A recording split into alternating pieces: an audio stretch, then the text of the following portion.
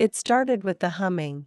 Soft, barely audible, a tune I didn't recognize, drifting down the hallway like a whisper. At first, I thought it was just Emily playing with one of her music toys again, the kind that looped lullabies over and over until the batteries died a slow, mournful death. But when I peeked into her room that first night, I saw her sitting on the floor, legs crossed, head tilted slightly, smiling toward the corner. There was no toy in sight. Just her and silence. I asked, pushing the door open wider. She turned her head slowly, still smiling. Shoo, she said, she's singing. Who's singing, honey? She pointed toward the empty corner by her bookshelf. Miss Clara. Something cold rippled through my chest.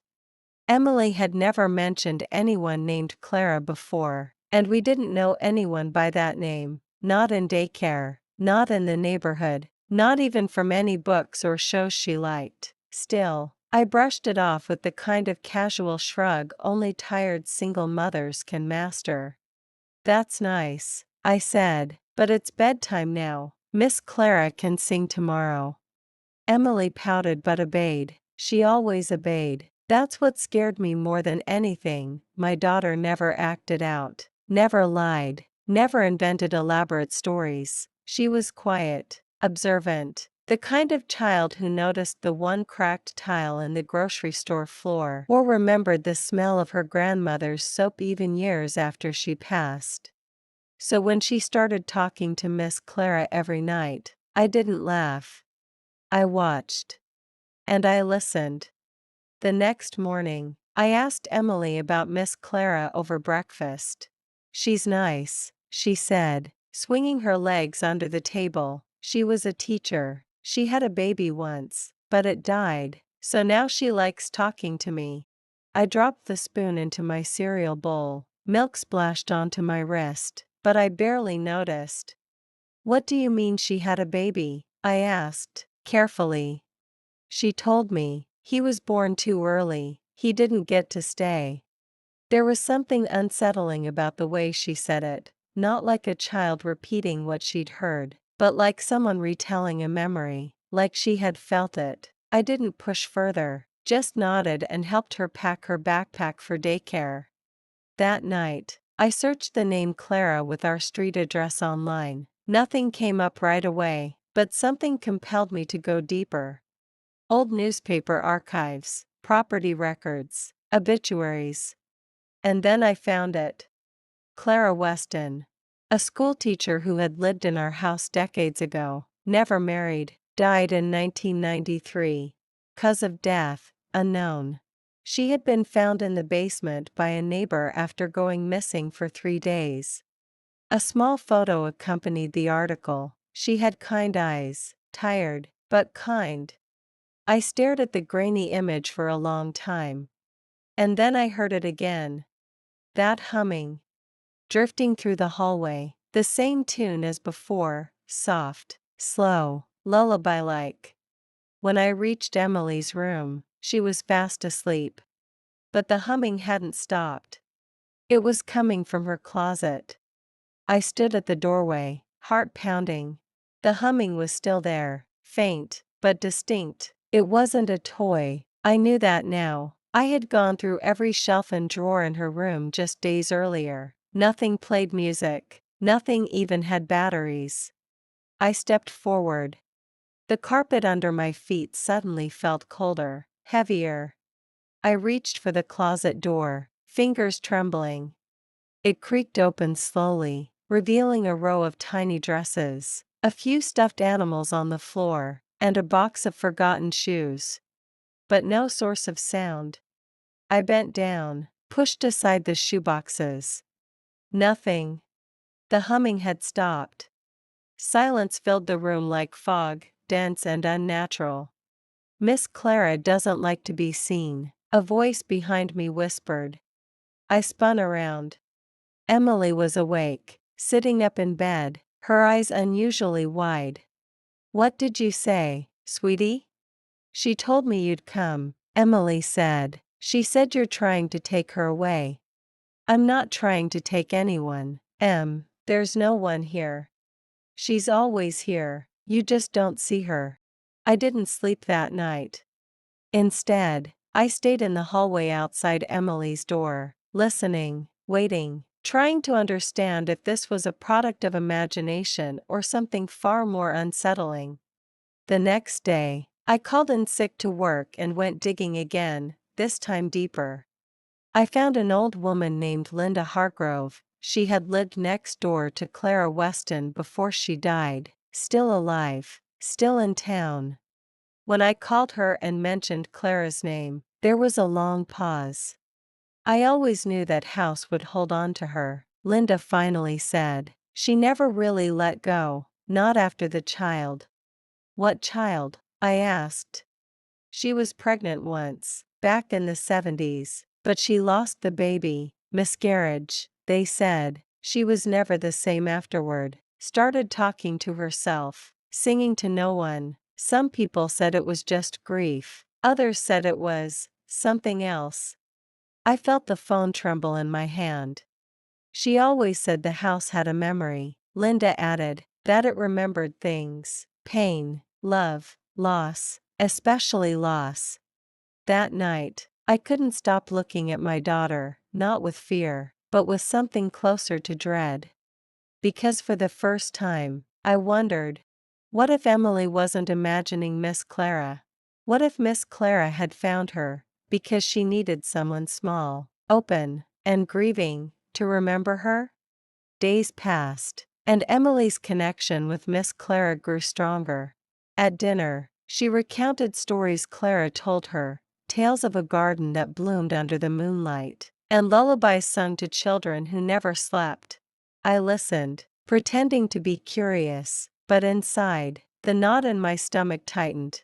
One afternoon, while Emily napped, I found an old box tucked away in the attic corner, covered in dust and cobwebs. Inside were faded photographs of a woman, Clara Weston, and a baby I'd never seen before. The baby's eyes seemed too familiar, too hauntingly alike Emily's. A folded letter lay beneath the photos. In shaky handwriting, Clara's confession spilled out.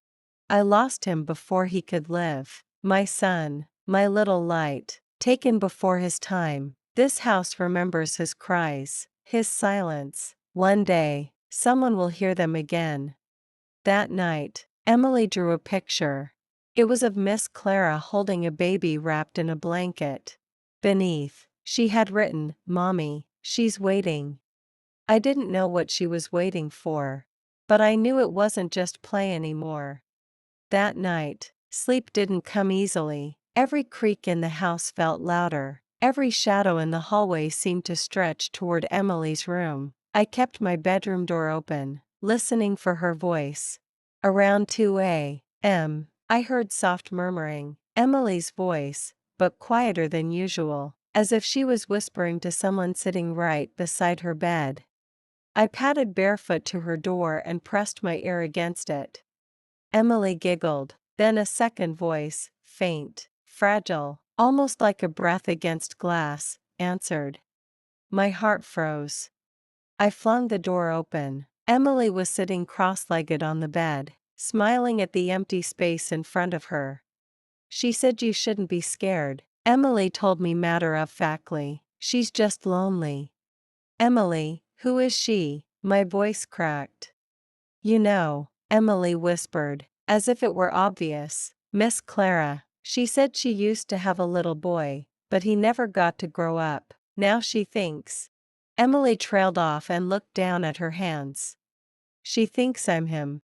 I tried to brush it off as a child's overactive imagination, but the truth was gnawing at me. Emily's words lingered, replaying over and over, she thinks I'm him.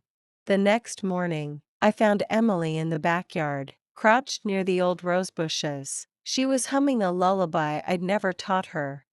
Where did you learn that song? I asked. Miss Clara, she replied without looking up. She sings it when I'm sad. She says it used to help her baby sleep. The roses were blooming out of season. Their petals glistened as though touched by morning dew, yet the grass was bone dry. That evening, I was in the kitchen washing dishes when something caught my eye through the reflection in the window, a figure standing just behind Emily in the living room. A woman. Her hair was pinned in a loose bun, her dress an old-fashioned cream lace. Her hand hovered just above Emily's shoulder, not quite touching her. I spun around. No one was there. But the faint scent of roses drifted through the air, and I knew, without a single doubt, that I had just seen Miss Clara myself. That night, I sat on the edge of my bed, knees pulled to my chest, replaying what I'd seen. The look in Miss Clara's eyes wasn't threatening, but it wasn't entirely kind, either. There was longing there, deep, aching, desperate longing. Over the next few days, Emily's conversations with her became longer. Sometimes I'd catch her in the hallway, whispering to thin air. Other times she'd be sitting in her room, leaving a space beside her on the bed, as if someone were actually sitting there. One evening, I asked carefully, "Emily, what does Miss Clara talk to you about?" "She tells me stories about when she was alive," Emily said, swinging her legs. "She said she lived here before us, a long time ago. She says she misses her baby so much." "What happened to her baby?" I asked. Emily's smile faded. She said, "He went away, but now she thinks maybe he came back as me." My chest tightened. "And what does she want from you?" Emily hesitated, glancing toward the corner of the room. For a moment, her eyes seemed to follow something I couldn't see. "She says she can take me where he is," Emily whispered, "but only if I want to go." The air grew colder. And in that moment, I realized Miss Clara wasn't just here to talk. She was here to take. I barely slept that night. Every sound seemed to carry her presence, the faint groan of the floorboards, the whisper of the curtains in the draft. I found myself pacing the living room, staring at the walls as if they might speak. By morning, I had made a decision. If Miss Clara had lived here, there had to be some record of her, something real, something I could use to understand her, or to make her leave. While Emily was at school, I drove to the town's historical archives. It was a dusty little room in the back of the library, lined with boxes and brittle newspapers. "Miss Clara?" the elderly librarian repeated when I asked. "You mean Clara Whitmore?" The name rang cold in my ears. She shuffled off and returned with a faded folder. Inside were yellowed articles, handwritten letters, and one grainy black and white photograph. A woman in a high-collared dress, hair pinned neatly, eyes fixed on the camera. Her gaze was cold, but undeniably alive. The articles told the story. Clara Whitmore lived in our house in the late 1920s, married young, had one son. The boy drowned in a nearby creek when he was 5. After that, Clara fell ill, as the paper delicately put it, and rarely left her home. Some said she stopped eating. Others said she spent hours sitting in the boys' room, talking to the air. She died less than a year later, alone. My hands trembled as I slid the photograph back into the folder. Because for the first time, I realized something terrifying. Emily's room had once been the boys' room. When I pulled into the driveway, the late afternoon light was dimming, stretching the shadows across the front lawn like long, skeletal fingers. I could see Emily's bedroom window from the car. She was standing there, perfectly still. Her small hands rested on the glass, her head tilted slightly, as if she were listening to someone inside the room with her. My stomach twisted. I didn't bother to take off my shoes when I got inside. I climbed the stairs quickly, my pulse pounding in my ears. When I reached her door, it was wide open. Emily stood at the window, but she wasn't alone. On the floor beside her sat the old cassette player. The play button was pressed down, and the tape was spinning. I could hear a woman's voice, soft, low, almost humming, not words, just a melody. Emily turned to me slowly, her eyes bright and strange. She says you've been looking for her, she whispered. The voice on the tape stopped, the cassette clicked. And from the corner of the room, just beyond where the light could reach, I heard the same voice, not from the player this time, say clearly, "Well, now you've found me." The air in Emily's room was thick, heavy, almost impossible to breathe. My first instinct was to grab her and run, but my legs wouldn't move. I could feel the woman there, not just see her in the shadows of my mind, but sense her, like the room itself was holding its breath for her to speak again. Emily's hand slipped into mine. "Don't be scared, Mommy," she said calmly. "She just wants to tell you the story." "What story?" I asked, my voice barely more than a whisper. Emily looked toward the darkest corner of the room, the one about her baby. Something cold brushed the back of my neck, my vision blurred, and suddenly, I could hear more than just the woman's voice. I could hear a faint cry, a baby's cry, thin and distant, like it came from somewhere underground. The cassette player clicked again. This time, it rewound on its own. I yanked Emily toward the hallway, but as soon as we crossed the threshold, every door in the house slammed shut at once. And then, she began to speak, not through the tape, not through Emily, but right into my ear. "You have what was taken from me." My blood ran cold. My heart pounded so loud I could barely hear her next words. "She means me," Emily whispered, as if answering the question in my mind. Her eyes were wide but not frightened, almost as if she understood something I didn't. "What are you talking about?" I pulled her closer, scanning the room for anything, anyone, that could explain this. "She says I'm hers. She says she waited for me." I shook my head. "Emily, no, you're my daughter." The air shifted again, the kind of pressure change you feel before a thunderstorm. Then, just for a heartbeat, I saw her, a tall woman in a faded dress from another time, her hair pinned back, her eyes dark with grief. She was standing right where Emily had been looking, and she was smiling. Not a kind smile, a knowing smile. And in her hands, she held something, a small blanket, yellowed with age. I knew that blanket. I had seen it before. In the box of things we were told never to touch when we bought this house. The box in the attic. That night, after Emily had finally fallen asleep, I climbed the attic ladder with a flashlight in hand. The air was thick with dust and something else, that same faint scent of roses. The box was right where I remembered it, pushed into the far corner beneath an old trunk.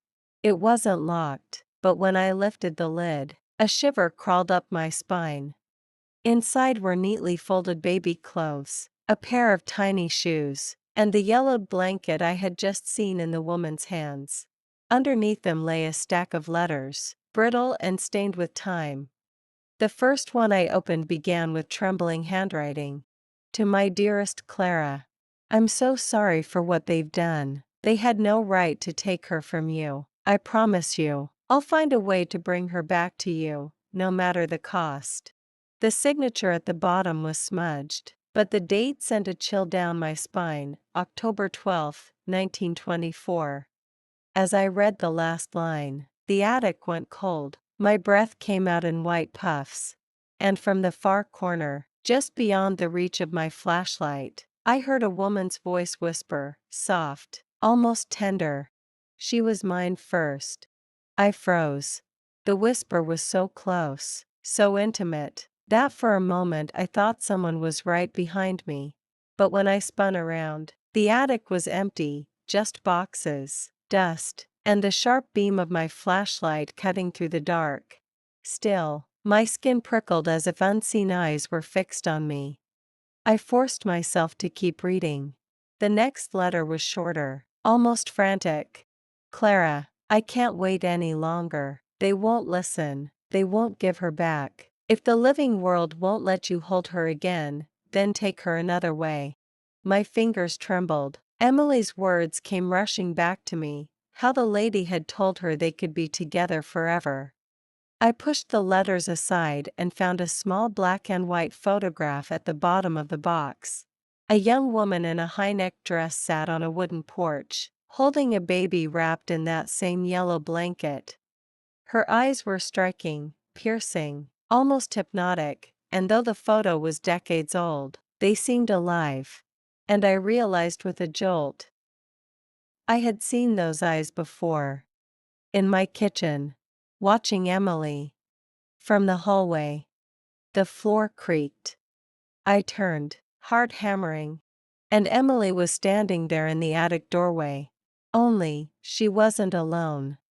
Her small hand was held firmly by a pale, shadowed figure whose face I couldn't quite see. The room seemed to shrink around me, the air thickening as if the walls themselves were holding their breath. Emily's hand was clasped tightly by the shadowy figure, a tall woman, her face obscured by the dim light, but her presence undeniable and cold. "Emily," I whispered, stepping forward, "come to me." But Emily didn't move. Her eyes were fixed on the woman, her expression a mix of fear and longing. The figure spoke, her voice like a distant echo. "You belong with me, child. You have always been mine." A chill ran down my spine. "Who are you?" I demanded, summoning every ounce of courage. The woman's form flickered, shifting like smoke caught in a breeze. Then, slowly, she stepped into the light, revealing the same face I had seen in the photographs, eyes deep pools of sorrow and determination. "I am Clara," she said softly, "and I have waited a lifetime to reclaim what was lost." Emily looked up at me, eyes wide. "Mommy, she says I'm the baby she never held." My heart broke, but I couldn't let go. "No," I said firmly, "you're my daughter, and I won't let you go." Clara's gaze softened for a moment, then faded like mist at dawn. Emily's hand slipped into mine again, warm and real. And as the attic returned to silence, I knew this was only the beginning. The days after that night were a blur of whispers and shadows. Emily seemed caught between two worlds, sometimes laughing and playing like any child, other times staring into empty corners, listening, responding to voices only she could hear. I tried everything: therapists, priests, even old rituals I found buried in forgotten books. Nothing stopped Clara's presence. One evening, Emily came to me, eyes clear but voice calm beyond her years. "She says if I stay, I can help her find peace," she told me, "but if I leave, she'll come for you instead." I felt the weight of that promise settle deep inside me, a quiet terror I could not escape. I realized then that Clara's story was not just about loss. It was about longing.